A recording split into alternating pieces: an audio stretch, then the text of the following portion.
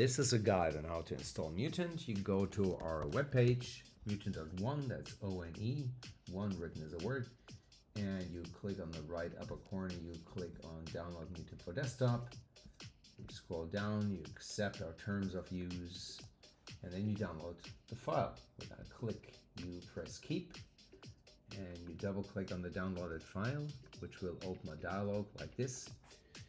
From the system, you drag it into the applications folder. In case you have an older version installed, you press replace, and then you simply launch Mutant in the applications folder. You find it there.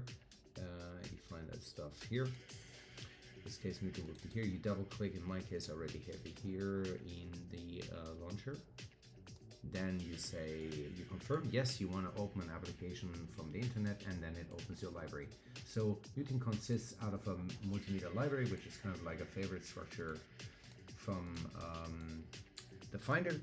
In the beginning, it will be empty. In my case, I already have some content in here that I dragged into the whole thing. Then there's an extension later. You don't have to do that in the beginning. Just get rid of it. On top of your screen, in the header, you will find a small M that opens a dialog. You can log in here. You take your username if you have one, and you put in the password, and then you connect it. If you don't have a password yet or username, go to mutant.one and go to sign up, and that should do it.